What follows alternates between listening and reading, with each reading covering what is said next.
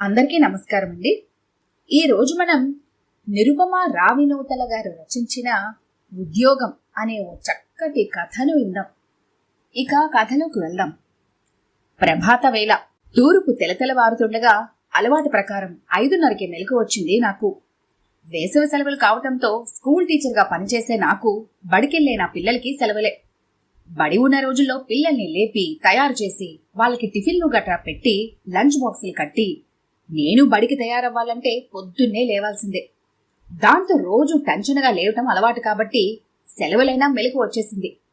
ఇక లేచి కాలకృత్యాలు తీర్చుకొని చక్కటి వేడివేడి కాఫీ కలుపుకొని పెరట్లో పక్షుల కిలకిల రావాలి వింటూ కాఫీతో పాటు లేలేత సూర్యకిరణాల వెచ్చదనాన్ని కూడా ఆస్వాదిస్తూ కూర్చున్నాను.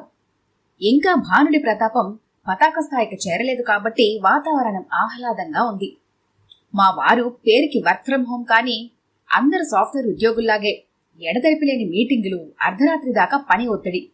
అందుకే తనని పడుకోనిచ్చి నేను వాకింగ్కి వెళ్దామనుకొని పిల్లలు కూడా పార్కు దాకా తీసుకెళ్తే బాగుంటుంది అనిపించి వాళ్లను కూడా లేచి తయారవమన్నాను. వాళ్ళు వేడిగా పాలు తాగేసి నాతో బయలుదేరారు. 13-8 వయసున్న నా పిల్లలు శృతి, అమేయకి ఇలా నాతో వ్యాహ్యాలకి వెళ్లటం ఇష్టం. వాళ్ల కబుర్లు వింటూ నా కబుర్లు చెప్తూ దారిలో వచ్చే చెట్టు, పుట్ట, పక్షి చూసుకుంటూ నవ్వుకుంటూ నడవటం నాకు ఎంతో ఇష్టం. ఒక రకంగా ఇది మాకు బాండింగ్ టైం లాగా. నా చిన్ననాటి కబుర్లు, పిల్లల చిన్ననాటి సంగతుల్లో ఆహ్లాదంగా సాగుతోంది మా నడక. ఇంతలో శృతి, అమ్మా, అందరూ మిమ్మల్ని పెద్దయ్యాక మీరేమవ్వాలనుకుంటున్నారని అడుగుతున్నారు. అలా నీ చిన్నప్పుడు నువ్వేమవ్వాలనుకున్నావు? టీచరే అవ్వాలనుకుని చదివావా, లేక డాక్టర్ కాబోయి యాక్టర్ అయ్యా అని సినిమా వాళ్ళు చెప్తారు కదా, అలా ఇంకేదో అవ్వాలనుకొని అది కాకుండా టీచర్ అయ్యావా అని కుతూహలంగా అడిగింది. నువ్వు పుట్టకముందు నేను నాన్నలాగే సాఫ్ట్వేర్ ఇంజనీరింగ్ శృతి. రోజంతా ఇద్దరం ఆఫీస్ పనిలో, ఊపిరి సలపని మీటింగులతో, డెడ్లైన్లతో ఉక్కిరిబుక్కిరిగా ఉండేవాళ్లం. ఆ ఉరుకుల పరుగుల జీవితంలో నీ రాక మాకెంతో సంతోషాన్నిచ్చింది. నాన్న నేను ఇద్దరం ఆ బిజీ జీవితాలతో నీకు తగినంత సమయం ఇవ్వలేమేమో అనిపించింది. నువ్వు మా జీవితంలోకి రాబోతున్నావని తెలిసినప్పుడు నిన్ను దగ్గరుండి అపురూపంగా ప్రేమగా చూసుకోవాలని ఆ సాఫ్ట్వేర్ జాబ్ మానేసి నీతో పాటు ఇంటి పట్టున ఉన్నాను. ఇంకో 5 ఏళ్లకి చెల్లి పుట్టింది. అలా మీ ఇద్దరిని చూసుకుంటూ దాదాపు 10 ఏళ్ళు ఇంట్లో ఉన్నాను. అమ్మయ్య కూడా బడికి వెళ్లటం మొదలుపెట్టాక నాకు కాస్త ఖాళీ దొరకటంతో ఇలా టీచర్గా చేస్తున్నాను.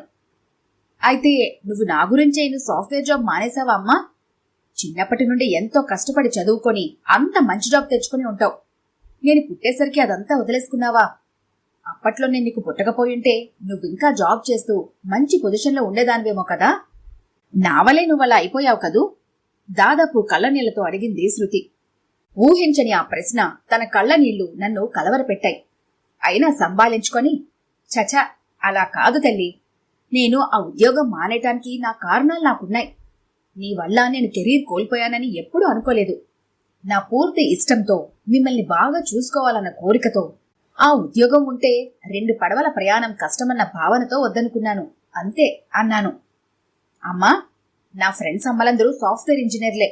వాళ్ళెవరూ కుటుంబానికే మా మొదటి ప్రాధాన్యతని చెప్పి ఇలా మంచి జాబ్ మానేయలేదు.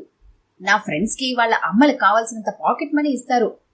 కనీసం ఎందుకు, ఏమిటి, దాన్ని ఎలా ఖర్చు పెడతారని కూడా అడగరట. మనలా ప్రతి ఖర్చు ఆచితూచి చేయాల్సిన అవసరం లేదు వాళ్ళకి. సెలవులొస్తే టూర్లని, మ్యూజిక్ కన్సర్ట్లని ఎంత ఎంజాయ్ చేస్తారు. నువ్వు అప్పట్లో నీ జాబ్ మానేయకుండా ఉండుంటే మనము అందరిలా సంతోషంగా ఉండేవాళ్ళం కదా.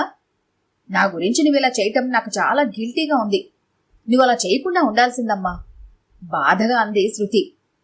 తన ఫ్రెండ్స్ అందరి అమ్మల కంటే ఉన్నతంగా ఉండగలిగే అవకాశాన్ని నేను తొందరపాటుతో చేజేతలా జారు విడుచుకున్నానన్న బాధ, బాగా సంపాదించగలిగే అవకాశం ఉన్న ఐటీ ఉద్యోగం కంటే టీచర్ ఉద్యోగం అంత గొప్పేమీ కాదనే తక్కువ భావన శృతి మాటల్లో, ముఖంలో స్పష్టంగా తెలుస్తోంది. శృతి, నీ ఫ్రెండ్స్ జీవితాలు పైకి కనిపించేంత అందంగా, సంతోషంగా ఏమీ ఉండవు నాన్న. వాళ్ళకి కూడా ఎన్నో అసంతృప్తులు, వెలితి, ప్రేమరాహిత్యం ఇలా ఎన్నో ఉంటాయి. డబ్బుతో వాళ్ళ వస్తువులు కొనుక్కోవచ్చేమో కానీ సంతోషాన్ని కాదు. వాళ్ళ అమ్మ నాన్నలు తమతో సమయం గడపాలని, వాళ్ళకి నచ్చినవి వండి ప్రేమగా తినిపించాలని, రాత్రులు వాళ్లతో కబుర్లు, కథలు చెప్పాలని ఎంతో ఆరాటపడతారు తెలుసా. తల్లిదండ్రులు నిత్యం బిజీగా ఉండే ఇళ్లలో పిల్లలు ఒక ప్రేమపూర్వకమైన స్పర్శ కోసం, ఒక చిన్న మెచ్చుకోల కోసం ఎంత అలమటిస్తూ ఉంటారో నీ ఊహకు కూడా అందదు. ఆఫీసు పని ఒత్తిడితో వాళ్ళ తల్లిదండ్రులు రోజు అవన్నీ చేయగలరా? నీ ఫ్రెండ్స్ నిజంగా ఆనందంగా ఉన్నారని, వాళ్ళకి ఏ లోటు లేదని నువ్వు నమ్మకంగా చెప్పగలవా? సూటిగా అడిగాను. నువ్వు చెప్తోంటే అనిపిస్తోందమ్మా. నా ఫ్రెండ్స్ చాలాసార్లు నా లంచ్ బాక్స్లో నువ్వు పెట్టే హెల్దీ వంటలు రుచి చూసి భలే బావున్నాయని, వాళ్ళలా నేనెప్పుడు రుచిలేని ఆ కొనుక్కొచ్చిన రెడీమేడ్ వంటలు తినక్కర్లేదని నేను చాలా లక్కీ అని అంటూ ఉంటారు. వాళ్ళ అమ్మలకి రోజు వంట చేసే టైం ఉండదట. నా ప్రోగ్రెస్ కార్డులో నాకు మంచి మార్కులు వచ్చినప్పుడల్లా నువ్వు మమ్మల్ని హగ్ చేసుకుని ముద్దు పెట్టుకుని ఎంతో మురిసిపోతావు. మాకిష్టమైనవి మా కోసం అప్పటికప్పుడు వండేసి సర్ప్రైజ్ చేస్తావు. కానీ నా ఫ్రెండ్స్కి అలాంటివేమీ తెలీదట. వాళ్ళ అమ్మలెప్పుడు అలసిపోయి వస్తారట ఇంటికి. ఆ తర్వాత కూడా వీళ్ళని పట్టించుకునే ఓపిక తీరిక ఉండదట. ఇవన్నీ చెప్పి నా ఫ్రెండ్ హారిక ఒకసారి ఏడ్చింది కూడా. పేరెంట్స్ డబ్బులిచ్చేసి వాళ్ళనే ఏదో ఒకటి కొనుక్కోమంటారట. నేను వాళ్ళ ఆ డబ్బులతో కొనుక్కునే రకరకాల వస్తువులను చూసి అబ్బురుపడ్డానే కాని వాళ్ళందరికంటే నేనే సంతోషంగా ఉన్నానన్న విషయం గుర్తించలేదు. ఐఎమ్ సారీ అమ్మా, నాకే ఇన్నాళ్ళు తెలియలేదు, నిజాయితీగా చెప్పింది. అదొక్కటే కాదు శృతి, బిజీ ఉద్యోగాలు చేసే తల్లిదండ్రులు కావాలని కాకపోయినా పిల్లలకి తగినంత సమయం కేటాయించలేకపోవచ్చు. అటువంటి పిల్లలు అందరూ కాదు కాని కొందరు మానసికంగా చాలా ఒత్తిడితో ఉంటారు. బయట వాళ్ళు కాస్త ప్రేమగా మాట్లాడగానే వారిని ఇట్టిని నమ్మేసి ప్రమాదాలు కొని తెచ్చుకుంటారు. ఆత్మ న్యూనత, తనెవరికి ఇష్టం లేదేమోనన్న భావనతో వాళ్లలో వాళ్ళు కుచించుకుపోతూ క్రమంగా అంతర్ముఖులుగా మారిపోతూ ఉంటారు. ఇవన్నీ చిన్నతనంలోనే గుర్తించకపోతే ఇప్పుడు మనం వింటున్న డిప్రెషన్, సోషల్ యాంగ్జైటీ లాంటి రుగ్మతులు బారిన పడతారు. ఆ బాధ, నిరుత్సాహం నా చిన్నతనాన బాగా తెలిసిందాన్ని నేను. ఒక రకంగా ఆ బాధే నాకు నువ్వు పుట్టినప్పుడు ఆ ఐటీ ఉద్యోగాన్ని వదిలేసి కొన్నేళ్ల పాటు గృహిణిగా ఉండడానికి కారణమైంది. ఏమైందమ్మా నీ చిన్నతనంలో? అంతేకాదు, అసలు ఇంజనీరింగ్ చేసే నువ్వు పెద్ద క్లాసులకు టీచర్గా వెళ్లకుండా చిన్నపిల్లల టీచర్గా ఎందుకయ్యావు? ఆ విషయాలు మాకు కూడా చెప్పు అని పిల్లలిద్దరూ ఆసక్తిగా అడిగేసరికి ఒక పార్కులో చెట్టు కింద బెంచి మీద కూర్చొని నా చిన్నతనంలోకి వెళ్లాను. మా అమ్మా నాన్నలిద్దరూ పెద్ద ప్రభుత్వ ఉద్యోగాలతో ఉన్నత స్థానాల్లో ఉండేవారు. నిత్యం బిజీ, ఇంటికొచ్చిన తరగని ఆఫీస్ పని, ఇక నాతో గడపటం, నాపై గారాబం చూపించటం లాంటివి కల్లో మాట.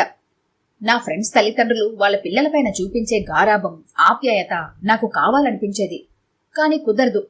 నేను కోరిన ఏ వస్తువైనా క్షణాల్లో అమర్చగల ఆర్థిక స్తోమత నా తల్లిదండ్రులకి ఉంది కాని నేనాశించే ప్రేమ, సహన స్తోమత లేదు వారికి. దైనందిన ఒత్తిడిలు వారివి. ఇక వారి నుంచి క్వాలిటీ టైం దొరకదని అర్థమయ్యాక క్రమంగా ఒంటరిగా చదువే లోకంగా మారింది నా జీవితం. మంచి మార్కులు వచ్చినప్పుడు కూడా వారి స్పందన పొడి పొడిగా ఉండేది. బాగా చదివి ఇంజనీర్నైతే అప్పుడే నా మెచ్చుకుని దగ్గరికి తీసుకుంటారు అనుకున్నాను. చదువు పూర్తవుతూనే కాలేజీ క్యాంపస్ ప్లేస్మెంట్స్ లో మంచి జాబ్ సాధించి ఆనందంగా ఇంటికెళ్లి చెప్పినప్పుడు ఎగిరి గంతేసి ఊరంతా సంబరం చేసి నన్ను ఆప్యాయంగా హత్తుకుంటారు అనుకున్నాను. కాని క్లుప్తంగా మంచిది, సంతోషం అనేసి తమ మీటింగ్కి టైం అయిందని హడావిడిగా వెళ్లిపోయారు. ఆ క్షణం నేను పడ్డ నిరాశ నాకిప్పటికీ కళ్లల్లోనే ఉంది. శృతి, నువ్వు నా కడుపున పడ్డప్పుడు నా బాల్యపు అనుభవాల వల్ల మీకు తల్లిగా ఎప్పుడూ అందుబాటులో ఉండాలని, నా ఐటీ ఉద్యోగం వదిలేసి ఇంటి పట్టున ఉంటానని మీ నాన్నతో అన్నప్పుడు నేనే నిర్ణయం తీసుకున్నా అందుకు తన పూర్తి సహాయ సహకారాలు ఉంటాయి అన్నారు. తనతో పాటు సమానంగా సంపాదించగలిగే ఉద్యోగం వదిలేస్తానన్నప్పుడు నాకు నచ్చింది చెయ్యమని, నాకు పూర్తి స్వేచ్ఛనిచ్చిన భర్త దొరకటం ఈ రోజుల్లో అదృష్టమనే చెప్పాలి. అలా మీ నాన్న సహకారంతో పూర్తి స్థాయి గృహిణిగా స్థిరపడ్డాను. తల్లిగా మా అమ్మ నా కోసం ఏం చేయాలని ఆశపడిందో, వర్కింగ్ ఉమెన్ గా అది ఆవిడికి కుదరక నేనెంత బాధపడ్డానో ఆ బాధ మీకు లేదని ఆనందించాను. నేను పొందలేకపోయాననుకున్న ప్రేమ, ఆప్యాయత, గారాభం అన్నీ మీకు తల్లిగా ఇవ్వగలిగాను. ఇక గృహిణిగా ఉంటూ మీతో ఆటలు ఆడాను, పాటలు పాడాను. ఆ సమయాన్ని నేనెంతో ఆస్వాదించాను. మీ తొలి అడుగులు, తొలి మాటలు, ఇలా మీ ప్రతి మైలురాయి నా కళ్ల ముందే జరిగింది. కుదిరిన వాటన్నింటినీ వీడియోలు కూడా తీశాను, మన తీపి జ్ఞాపకాలుగా. ఇక తర్వాత అమ్మయ్య కూడా బడికెళ్తుండటంతో మీరిద్దరూ బడి నుండి సాయంత్రం తిరిగొచ్చేదాకా ఖాళీగా ఉండటం వెలితిగా అనిపించింది. సహజంగా చిన్నపిల్లలంటే ఇష్టపడే నేనే వాళ్ళ టీచర్ అయితే బాగుంటుందని ప్రయత్నించి సాధించాను. ఆ చిన్న చిన్న పిల్లలు నాకు మీ చిన్నతనాన్ని గుర్తు చేస్తారు. వాళ్ల ముద్దు మాటలు, అమాయకత్వం, నాపై వాళ్ళు చూపించే అభిమానం, ఇవన్నీ నాకు ఎనలేని తృప్తిని, సంతోషాన్ని ఇస్తాయి. అందుకే జీతం తక్కువైనా కూడా కిండర్ గార్డెన్ టీచర్గానే వెళ్ళాను. ఇంజనీరింగ్ చదివి నువ్వు వెలగబెట్టేది ఈ టీచర్ గిరీనా? దానికేమొస్తుంది చిల్లరా అని అయిన వాళ్లంతా తక్కువ చేసి మాట్లాడినా జీవితంలో ప్రతిదీ డబ్బుతో తోచలేమని తెలిసిన నేను అవేమీ పట్టించుకోలేదు. కుటుంబాన్ని పనిని సమన్వయంగా చేసుకోగలిగేలా నాకంటూ సమాజంలో ఒక మంచి పేరు గుర్తింపు ఇచ్చిన ఈ టీచర్ ఉద్యోగం అంటే నాకు చాలా ఇష్టం, గౌరవం. ఇది ఇంజనీర్ నుండి టీచరుగా సాగిన నా ప్రస్థానం. చిరునవ్వుతో ముగించాను. అమ్మా, మా కోసం ఎంత చేశావు? నీకు ఎన్ని థ్యాంక్స్లు చెప్పినా తక్కువే. I'm so proud of you అమ్మా. అలా అని మొత్తంగా నీ జీవితాన్ని మా కోసం త్యాగం చేయకుండా నీకు నచ్చిన ఉద్యోగం కూడా చేస్తున్నావు. హ్యాపీ ఫర్ యూ మనస్ఫూర్తిగా అంది శృతి. కానీ త్వరలో నేను ఈ టీచర్ ఉద్యోగం కూడా మానేయాలనుకుంటున్నాను శృతి. సూటిగా సుత్తి లేకుండా అన్నాను. వాట్? ఎందుకు? ఇప్పుడంతా బాగానే ఉందిగా, ఇప్పుడేమైంది? నెత్తిన పిడుగుపడ్డట్టు చూస్తూ అడిగింది శృతి. పట్టాన నమ్మసక్యంగా లేదు తనకి. జోక్ చేస్తున్నానేమో అనుకుంది, కానీ నా ముఖంలో స్థిరత్వం, శాంతం, నేనన్నది నిజమేనని నిర్ధారించాయి తనకి. అయోమయంగా చూస్తోంది. చూడు శృతి, పిల్లలు ఎదిగే వయసులో తల్లి పాత్ర అత్యంత కీలకం, ముఖ్యంగా ఆడపిల్లలకి. మీరంతా ఎంత నాన్నకూచులైనా అన్నీ నాన్నతో ఫ్రీగా చెప్పుకోలేరు.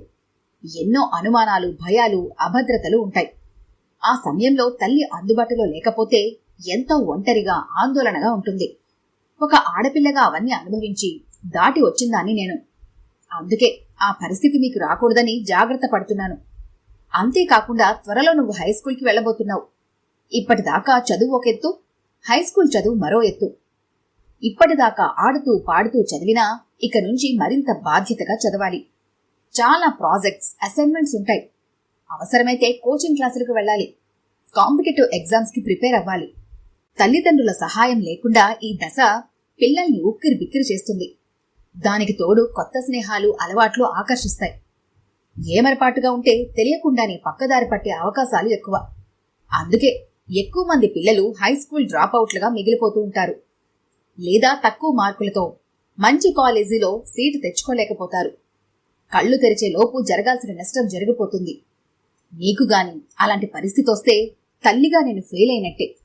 అప్పుడు నన్ను నేను ఎప్పటికీ క్షమించుకోలేను. అందుకే నీకు సాయంగా ఉండి నీకు అన్ని విధాలుగా సహకరించడానికి వీలుగా ఉండే విధంగా మళ్లీ గృహిణిగా మారాలి అనుకుంటున్నాను. శాంతంగానైనా స్థిరంగా చెప్పాను. అమ్మా, ఇప్పటికే ఒకసారి నా గురించి నీ జీవన గమనాన్ని మార్చుకున్నావు. మళ్లీ ఇన్నేళ్లకి నీకు నచ్చిన పని చేస్తూ సంతోషంగా ఉన్నావు. దీన్ని కూడా నా గురించే మళ్లీ నువ్వు వదులుకోవటం నాకు ఇష్టం లేదు. నిజమే, అమ్మగా నువ్వు మాకు ఎంత అవసరం. కానీ దానికి నువ్వు నీ ఆనందాన్ని వదులుకోనక్కర్లేదు. నీ ఉద్యోగం నువ్వు చేసుకుంటూ కూడా మాకు తోడ్పాటు అందించగలిగేలా మనం మేనేజ్ చేసుకుందాం. ఎవరితోనూ మాట రాకుండా, ఎవరూ వేలెత్తి చూపలేని విధంగా నీకు నానికి మంచి పేరు తెచ్చేలా నేను చదువుకుంటాను. ప్రతి విషయం, భయం, అనుమానం అన్నీ నీతో పంచుకుంటాను.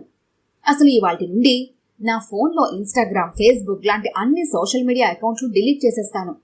ఫ్రెండ్స్తో అనవసర చాటింగ్లన్నీ బంద్. అప్పుడు నాకు బోల్డంత సమయం మిగులుతుంది. దాన్ని నీకు ఇంటి పనిలో సహాయం చేయటానికో, చెల్లి చదువు బాధ్యత చూడటానికో వాడతాను. అప్పుడు నీకు కాస్త విశ్రాంతిగా, మా గురించి ఏ భయం లేకుండా ఉంటుంది. ప్లీజ్ అమ్మా, నువ్వేం చెప్తే, ఎలా చెప్తే అలా ఉంటాను. నువ్వు నాన్న గర్వపడేలా చదువుకుంటాను. నీకు ఏ చెడ్డ పేరు రానివ్వను. ప్రామిస్. నీ జాబ్ మానొద్దు ప్లీజ్. వర్షించటానికి సిద్ధంగా ఉన్న కళ్లతో అంది శృతి.